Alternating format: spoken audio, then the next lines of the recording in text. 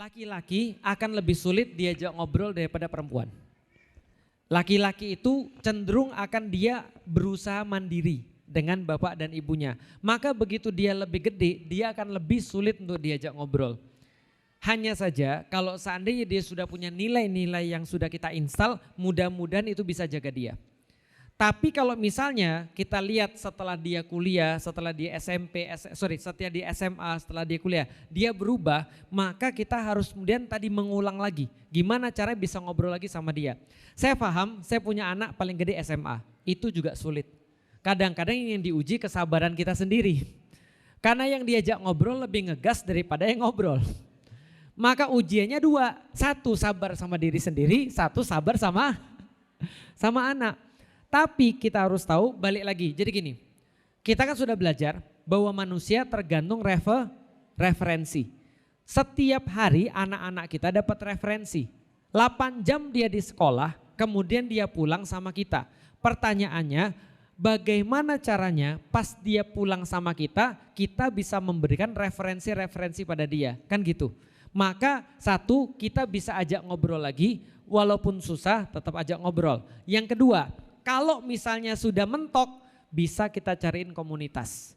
Karena kalau sudah umur-umur segitu, tetap memang harus ada masukan dari luar. Saya itu ngajarin Bapak Ibu sekalian bagaimana cara berkomunikasi. Tapi saya tetap perlu guru lain untuk ngajarin anak-anak saya juga. Tanpa membuat saya lepas tangan terhadap pendidikan anak saya.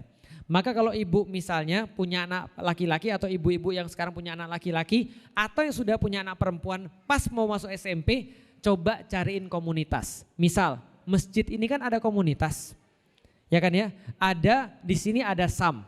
Coba ajak mereka ngumpul di SAM. Minimal mereka ketemu dengan orang-orang seusianya dan kalaupun mereka dapat referensinya juga dari sana. Kalau misalnya belum bisa, kita tahu kalau sudah sekolah dia akan sibuk sama orang sekolahnya. Kalau disuruh ngumpul sama yang lain agak sulit. Nah itulah pentingnya caranya kita tadi mengarahkan dia untuk masuk komunitas-komunitas tertentu. Minimal ini ada kelas bagus nih online, coba ikut deh. Ini ada kajian bagus di online, coba lihat deh. Minimal itu bisa menggantikan bagaimana caranya kita ngobrol sama dia. Kalau enggak masih juga mentok, ajak berlibur deh Bu. Ajak berlibur berdua aja. Balik lagi, kalau sama bapaknya mungkin dia sulit ngomong. Tapi kalau sama ibunya minimal dia mau ngomong. Caranya gini, coba deh kamu nemenin ibu yuk, ibu mau pergi ke sini. Nah ibu kan gak bisa sendiri, kamu temenin. Nah sehari 2 hari coba ngajak ngobrol. Coba lihat apa kemudian masukan dia. Menurutmu kalau seandainya kalau ibu mau ngobrol sama kamu enaknya seperti apa sih? Ah ibu gak usah ngomong kayak gitu-gitu malu. Ya itu masalahnya kan ibu kan masih ibumu nih. Dan ibu kan gak tahu tentang kehidupan kamu sekarang seperti apa. Dan gak kayak dulu kan, kalau kakak dulu kan cerita-cerita sama ibu. Sekarang kakak kan gak bisa cerita sama ibu. Nah menurut kamu nih gimana cara yang paling enak supaya ibu bisa tahu tentang kamu misalnya. Dan seterusnya. Kamu punya media sosial boleh gak ibu follow misalnya gitu. Atau misalnya sekarang kamu punya teman siapa dan segala macam, ya itu tetap kemudian cerita. Ya nggak ada cara lain. Itulah cara satu-satunya kita tetap nggak lost control dengan anak-anak kita. Dengan cara kita sendiri atau mencarikan dia komunitas supaya pikiran-pikiran kita masuk atau carikan dia referensi-referensi yang lain. Intinya referensi yang masuk dari sekolah dengan referensi yang dari kita itu usahakan biar seimbang. Nah caranya bisa tadi dengan waktu berdua dengan anak-anak, bisa jadi kemudian dengan memberikan ya apapun itu. Dengan cara jalan keluar, makan bareng dan seterusnya. Anaknya berapa Ibu? 1, nah lebih banyak waktu kalau gitu untuk ngurusin anak yang 1. Walaupun ngurus anak 1 sama ngurus anak 4 sama aja ujung-ujungnya, sama-sama capek. Baik, itu aja yang bisa kita sampaikan pada hari ini. Karena sudah jam 10:30, mudah-mudahan menjadi kebaikan bagi kita semuanya dan menjadi jalan taat bagi kita semua. Bapak Ibu sekali lagi, apa yang kita sampaikan itu memang lebih banyak balik lagi ke komunikasi. Makanya sebenarnya kemampuan yang harus dikembangkan atau kemampuan yang harus diusahakan untuk dikembangkan adalah kemampuan untuk komunikasi.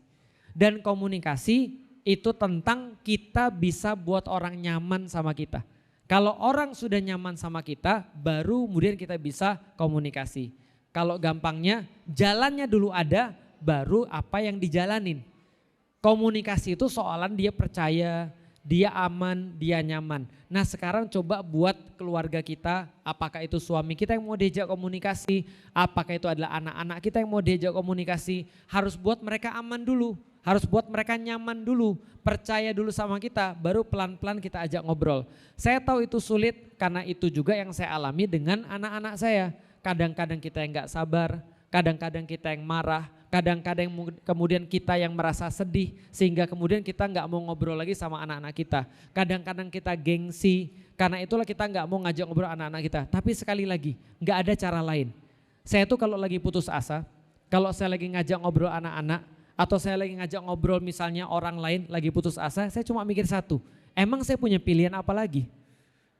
Paham nggak maksudnya? Emang saya punya pilihan apa lagi? Dia nggak saya akui sebagai anak, dia tetap anak saya. Dia kemudian saya ajarin, saya nggak ajarin, dia kalau maksiat itu tetap tanggungan saya selama saya jadi bapaknya. Maka ya udah, mau gimana pun juga berusahalah yang terbaik karena itu yang diminta oleh Allah, yang lain itu bukan urusan kita lagi. Kita berdoa pada Allah, mudah-mudahan Allah mengabulkan doa-doa kita.